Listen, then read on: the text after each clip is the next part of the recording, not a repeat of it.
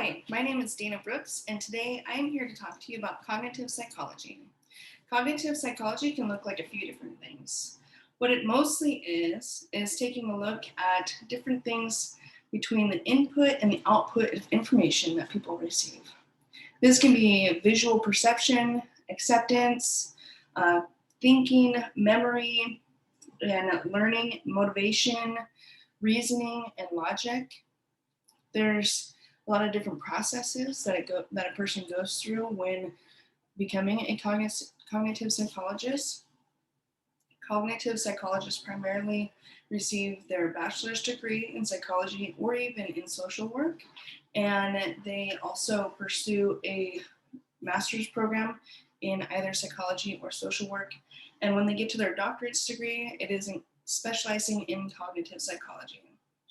They are also required to do a practicum, and that's usually done through an internship at universities or at different counseling centers. And there's a lot of classes that are required.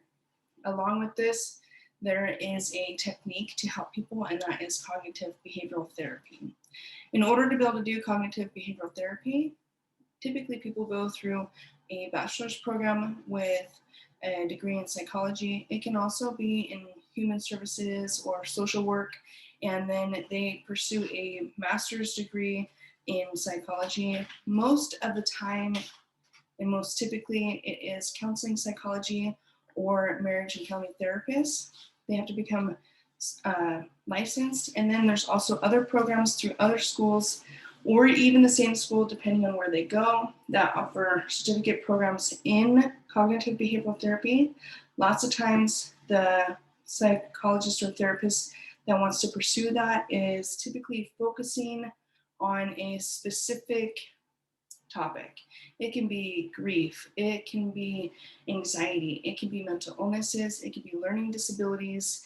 There's a wide array of what it can look like. And what cognitive behavioral therapy looks like is finding the main source or the root of the original thoughts the person is thinking, how those thoughts were formed and created, how the person would like to feel and think when they encounter these events or these environments or these situations, and the process of guiding the client through that to get to that desired destination. It takes a lot of work. Sometimes this is done through mindfulness and thoughtfulness. A lot of it is looking introspective, to look at the individual themselves and to be aware of how they're feeling before they get to a moment of rage or anger or anxiety. They can change their path to go in a different direction by changing their thinking. It is hard work to get to that. Lots of times a person needs to have their own therapist and work through their own childhood traumas or experiences that they've had and heal from those to be able to heal other people. If not, they can encounter a person that is just exactly like them as a younger version or even an older version, and they could be trying to rescue them and save them. What these people do typically, or what cognitive behavioral therapists do in their day-to-day lives and what cognitive psychologists do in their day-to-day lives looks very different. A cognitive psychologist sometimes is teaching classes. They're doing research on memory, on learning and motivation, logic, how all these processes work, what it looks like for different age ranges, and what it looks like for different genders.